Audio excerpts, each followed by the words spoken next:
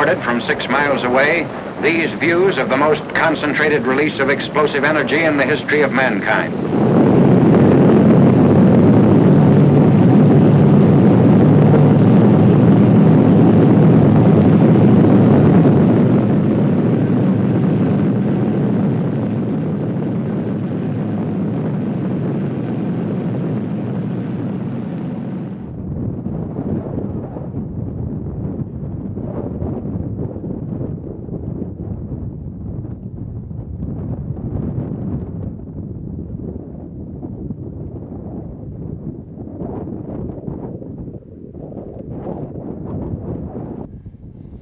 This is Trinity Site, a barren and desolate area where an event of such magnitude occurred in 1945 it forever changed the course of human history. From the White Sands Missile Range in New Mexico, my name's Kerry Trent, and this is a special episode of Wheels of the Past.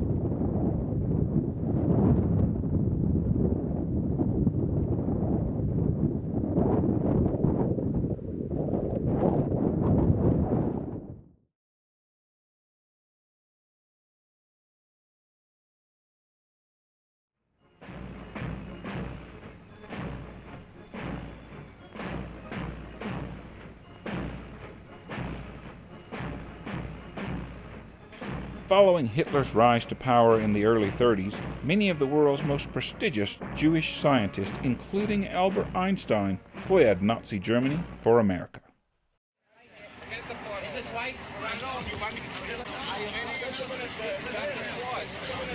Professor Freud CC here in Amerika wieder zu sein.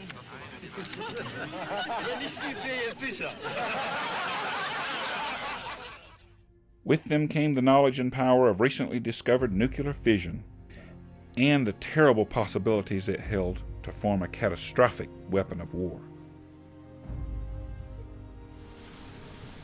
Yesterday, December 7th, 1941,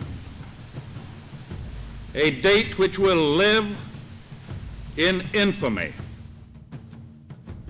FDR had hoped that continued negotiations would stall American involvement in World War II. But with the attack on Pearl Harbor in December 1941, the act paved the way for the U.S. to put this knowledge of nuclear fission to use in creating a top-secret military project to ensure victory. Named after its headquarters in New York City, the Manhattan Project was funded with over $2 billion, and testing efforts were centered here, 200 miles south of Los Alamos. Determined to perfect the ultimate weapon, the Army leased 54,000 acres of barren wasteland in November 1942 to be used as a bombing range. It was unknown just how much power the gadget, as it was called, would release, or if it was even going to work at all. If their predictions were correct, the handcrafted device would melt the desert sand below it and turn night into day. Some involved with the project were fearful that the bomb could trigger such an uncontrolled reaction it might ignite the Earth's atmosphere, killing everyone and destroying the world. Under strict orders, project scientists took turns guarding the fully armed prototype as a lightning storm raged around them. On July 16, 1945 at 5:30 in the morning, the Trinity test was conducted atop a 100-foot steel tower right here on this very spot. Project leader Robert Oppenheimer, surviving on coffee and martinis for months, watched fretfully from 10,000 yards as the first test was carried out. Equivalent to over 21,000 tons of TNT, the thundering 19-kiloton blast created a blinding wave of 14,000-degree heat. Its shock wave was so powerful, it shattered windows 120 miles away and turned the desert sand into green glass.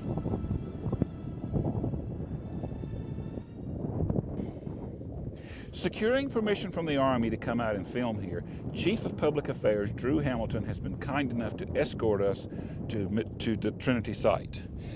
Drew, hi. Thank you so much for bringing us out here today. My pleasure. Welcome to White Sands Missile Range. Well, tell us about this monumental site. Well, we stand here on the Trinity site. It was on this spot that the first atomic bomb was detonated back in 1945. Nicknamed the Gadget to help conceal what it was actually supposed to do. The explosion was so powerful and so hot, it actually vaporized the metal tower that it was standing on. Right. And all that remains is this footing here. This is it. This is all that remains of the tower. The rest of the tower was vaporized. Wow. Well, we really appreciate you taking the time and the effort to come out here and to bring us out here and let us film the first of this episode. It was our pleasure. Of course, of course. Thank you very much. So what has all this got to do with us? Well, the answer's simple. This 1945 photo taken at Trinity Base Camp shows a one-of-a-kind Packard Clipper extended limousine parked nonchalantly in the background. Come to find out, it still exists and has one of the most fascinating stories behind it we've ever came across.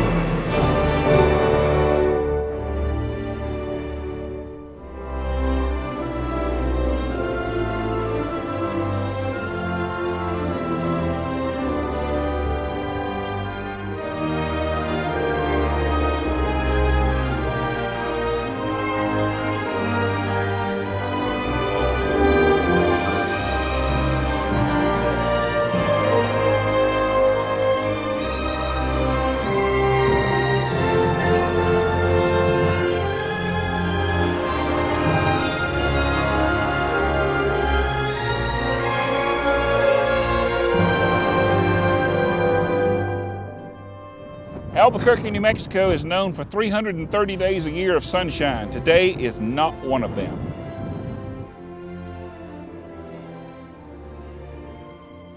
From Trinity Site, we've traveled to the National Museum of Nuclear Science and History to see one of its most cherished exhibits.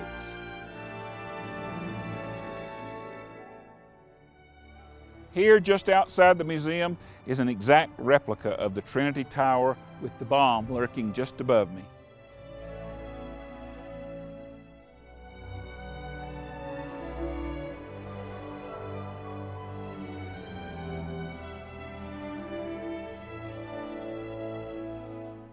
The facility is packed with nuclear-related historical items, both great and small.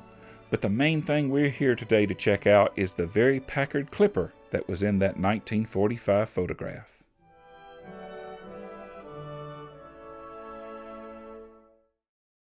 Five lines of cars with 38 body models, covering a price range from low to high, extending Packard satisfaction and pride of ownership to all motordom. Improved in mechanical excellence as you would expect from Packard. Styled in a manner to turn heads and excite admiration everywhere. From every standpoint, the finest motor cars ever to bear the proud name and heritage of Packard.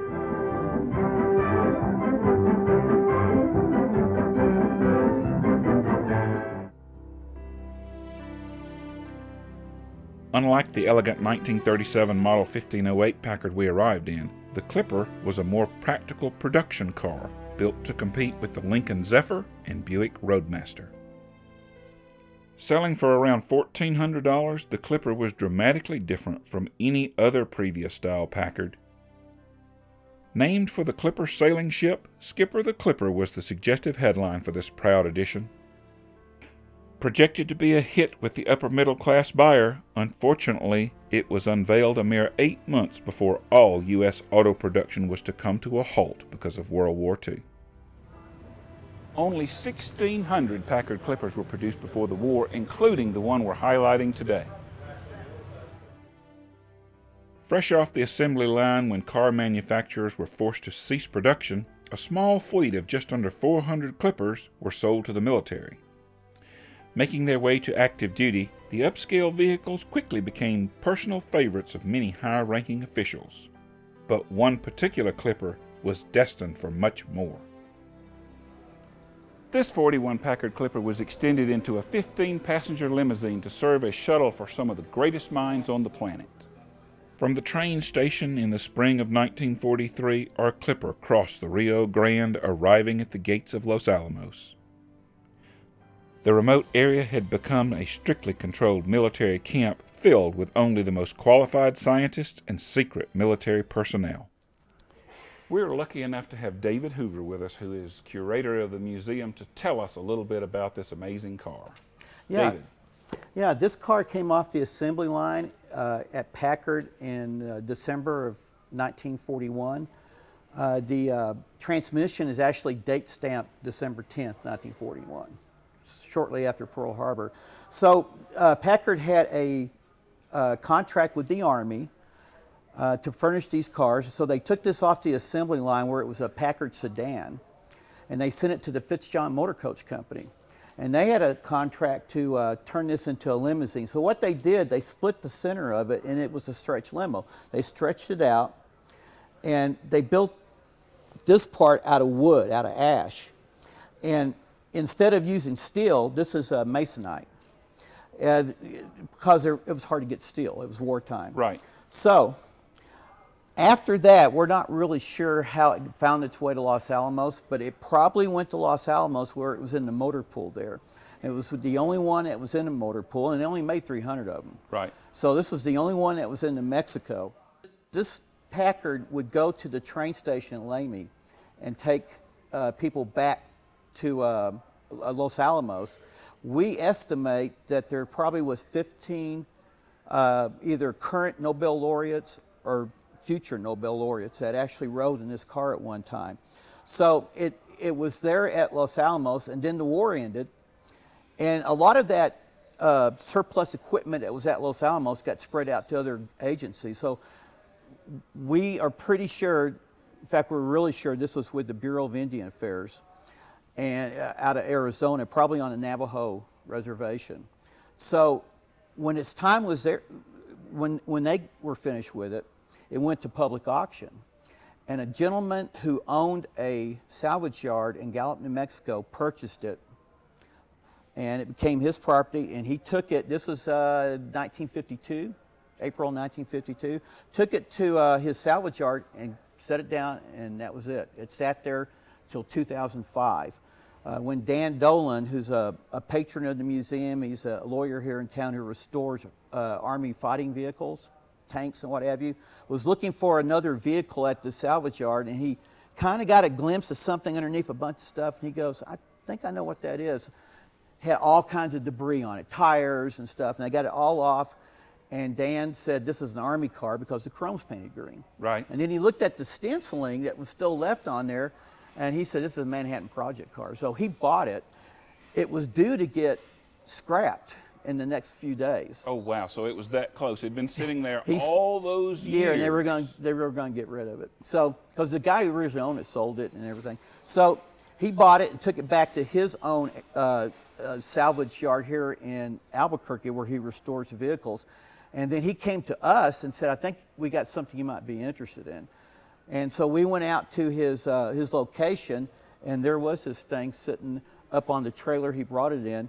And none of this wood was left. There's a little bit left. So he donated it. And so we took it and started raising money, and we got it into restoration in 2008, I believe. The new museum was scheduled to open in 2009. We wanted it done by then. So a local pre-war car restorer, his name is Steve Haney. He had it at his shop, and he restored it. He had all the wood redone. There was just enough of the ash wood there that the carpenter could get an idea. And actually, it was different on the other side. So that led us to believe that this was an early production car, because they were still figuring out what to go on it. We're pretty sure that for the Trinity test, where they went and tested the gadget down at Trinity, that they started the route from Santa Fe, and they drove this car all the way down there. Now, we're pretty sure they did, because if you look up at this photograph here, if you look, this is of the Trinity base camp, and if you look at that flag, and then look at to the left of the pole, that's this car sitting right there, and that flag is over there, that very flag. So you have the very flag that was flying right below the very car here. Yeah, yeah, and we got them together. Two amazing pieces in all of this. It's amazing pieces of American history. It's just, so you also have a very interesting car over here. Why Yes. don't you tell us about that? yes, we do. What we have here is a 1942 Plymouth. Why do we have a 1942 Plymouth? Well, this is the type car that transported the plutonium core down to Trinity for the test site. So what they did, they just put the plutonium core in a lead box, put it in the back seat.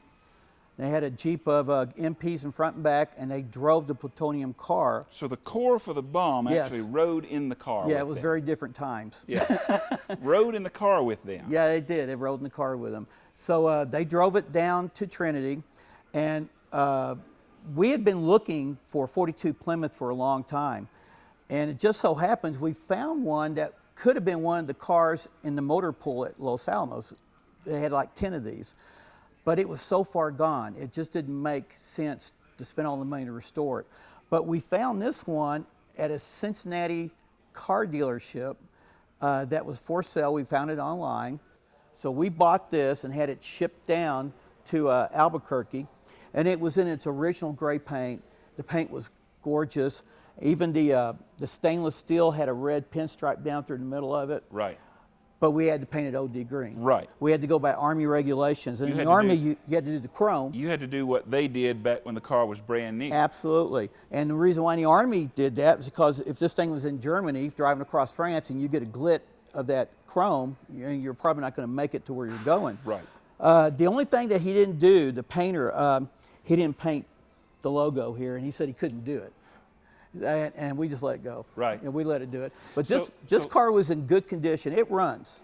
So they transported The plutonium core. the core of the bomb in the car. Absolutely, and we got a replica of the box, the lead box that they took it in. And there's a famous photograph of them carrying it out of the car.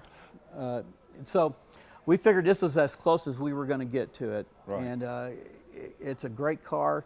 It runs. It sounds great when it does. It probably will never run again, but it's got, both these cars are living a new life, and they're educating all these people from across the country. So Not only two amazing cars, but two amazing pieces of history. Yep. Thank you, David. You're welcome. Appreciate it.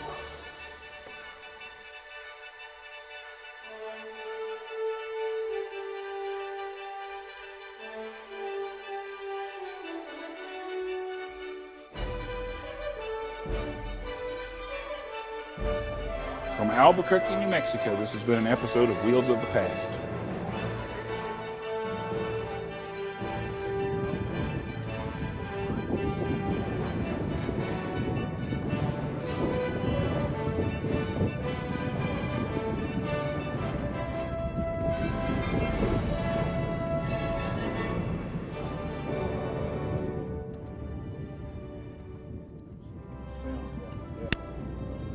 All right. Securing permission from the Army to come out here and film. Wait a minute. Chief of Public Affairs. Securing permission from the Army to come out and film today. Chief of Public Affairs. All right. Yeah.